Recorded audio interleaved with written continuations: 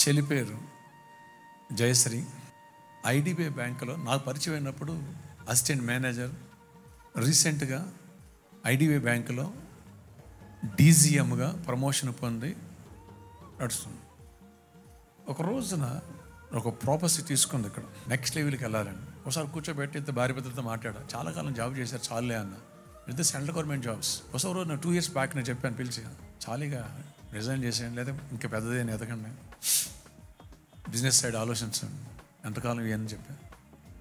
Okay, విన్నారు, prayer చేసుకుంటున్నారు. అద్భుతంగా ఈ మధ్యన వేరేది ఒక జాబ్ ఆపర్చునిటీ వచ్చింది. ఎగ్జామ్ రాస్తుంది, క్వాలిఫై అయిపోయింది. NHPలో సెలెక్ట్ అయిపోయింది, ఇంటర్వ్యూకి వెళ్ళిపోయింది, సెలెక్ట్ అయిపోయింది. ఐడిబిఐలో రిజైనింగ్ ఇచ్చేసి దానికి వెళ్ళిపోవాలి. దీనికంటే హై టాప్ పోస్ట్, ఒక స్టేట్కి ఒక పోస్టే ఉంటుంది. అలాంటి పోస్ట్ కావాలనుకుని ఇప్పటి నుంచి అనుకున్నాము. సెలెక్ట్ అయిపోయింది.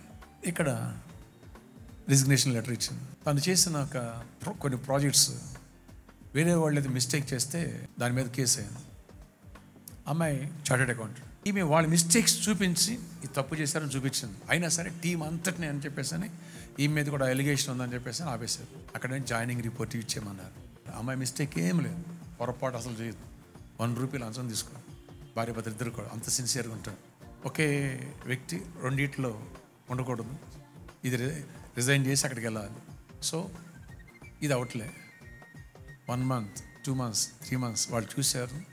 వాళ్ళకి చాలా రిక్వైర్మెంట్ ఉంది, అమ్మాయి వెళ్ళలేదు. వాళ్ళు టైం చెప్పారు. ఇంకొకసారి ఎక్స్టెన్షన్ అన్ని వీళ్ళు అడిగారు. అడిగితే వాళ్ళు ఈసారి లాస్ట్ ఇక నెక్స్ట్ టైం మీకు ఎక్స్టెన్షన్ ఉండదన్నారు. అటు 3 times చేశారు. 4th time అమ్మాయి పోస్ట్ క్యాన్సిల్ చేసి లెటర్ ఇచ్చి పంపించేశారు. వచ్చి బాధపడుతూ అడిగిందాన్ని, డోంట్ వరీ, ఆ పోస్ట్ నీకు కావాలి? అవును, అసలు నీది నీకు ఇస్తాడు, నీ దాచెట్టు పెడతాడు, వడ్డీచోడు మనోడే. 10 months అయిపోయింది. ఎవరన్నా 10 months అవతల పోస్ట్ అట్టు పెడతారు. అది సెంట్రల్ గవర్నమెంట్ పోస్ట్, అది స్టేట్ ఒక్కటే ఉండే పోస్ట్. అమ్మాయి ఇప్పుడు ఏం కోరుకుంది? హైదరాబాద్లోనే ఉండాలని కోరుకుంది. ఇక్కడే పోస్ట్ ఇస్తారా అని అడిగింది, డిమాండ్ చేసింది. ఇస్తామన్నారు. అమ్మాయి క్వాలిఫికేషన్ బట్టి, ఓకే, టాలెంట్ని బట్టి ఇస్తా. ఇలాంటి వ్యక్తులు మాకు కావాలని కోరుకున్నారు. బట్ ఇక్కడ రిలీవింగ్ ఇవ్వట్లే. లాస్ట్ 20 days బ్యాక్ ఒక ప్రాపర్టీ వచ్చిందండి. అమ్మాయి తీసుకుని రాత్రి నాకు గుర్తు చేస్తుంది. కాలములను సమయములను మార్చువాడు నా దేవుడు. దానియేలు 2:24 వచ్చినాను. మార్చేస్తాడు నీ కోసం అని ప్రాపర్టీ వస్తుంది. దాన్ని ఎత్తుపెట్టి ప్రేయర్ చేసి అది నాదే అని రిసీవ్ చేసుకున్నాను. ఆ రోజు అనెంటింగ్ ఫెస్టివల్. నేను ఎప్పుడు తల మీద ఆయిల్ పెట్టి వెళ్ళిపోయాను. ఆ రోజున అమ్మ చేయి చాపరా అని చెప్పేసి అని, ఓకే, నా కూతుర్లా భావిస్తాను, నా చెల్లిలా భావిస్తాను. చేతిలో ఆయిల్ పెట్టి అదే చేయి తీసి అమ్మాయి తల మీద పెట్టాడు. దేవుడు కాలము సమయం మార్చేవాడు పో అన్నాడు. అద్భుతం ఏంటో తెలుసా? ఎవరైతే పట్టించుకోలేదో వాళ్ళే కాల్ చేసి నీకు ఈరోజు రిజైన్ యాక్సెప్ట్ చేయి, మెయిల్ పెట్టు, మీకు యాక్సెప్ట్ చేస్తాను, వీళ్ళు అందులో జాయిన్ అయిపో అని చెప్పేసి అని. ఇక్కడ 2 hours అది యాక్చువల్గా ప్రాసెస్ 2 hours అయ్యేది కాదు, 2 days అయ్యేది కాదు.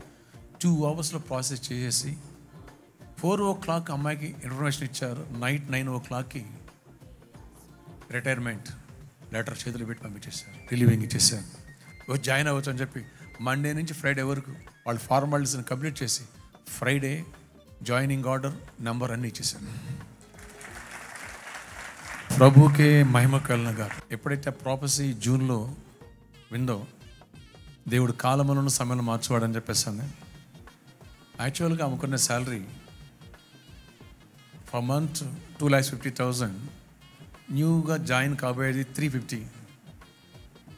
ఆ 3,50,000 బేస్ చేసుకుని లాస్ట్ మంత్ దశభాగం ఇవ్వడం స్టార్ట్ చేసిందంట. ఆ జాబ్ నాకు ఇస్తాడు, ఎంత లేట్ అయిన కాలమును సమయంలో మార్చేవాడు. ఆయన అద్భుతం చేసేస్తాడు, ఆయన కృపనిస్తాడు, ఆయన నమ్మకంతో, ఫెయిత్. అలాగే ప్రాపర్టీ రిసీవ్ చేసుకున్నాడు. అద్భుతంగా దేవుడు చూడండి, ఫాస్ట్గా 2 o'clock కాల్ రావటం, ఈవినింగ్ 6 o'clock రిలీవ్ అంటాం, 9 o'clock అలా లెటర్ చేతికి వచ్చేయటం. What a miracle. అసలు ఇంకా అడ్డమేంటి తెలుసండి, ఆ పోస్టులోకి వేరే వాళ్ళని తీసుకొచ్చి అక్కడ పెట్టేశారు ఆల్రెడీ ముందే. కానీ ఇస్తేరికి ఎలా క్రియేట్ చేసి ఇచ్చాడు, అలా క్రియేట్ చేసి హైదరాబాద్లో ఉంచుతున్నాడు దేవుడు. ఆ ఉన్న వ్యక్తిని ఎక్కడికి పంపించడానికి దేవుడు ప్లాన్ చేస్తున్నాడు. ఆమేన్, ఆమేన్.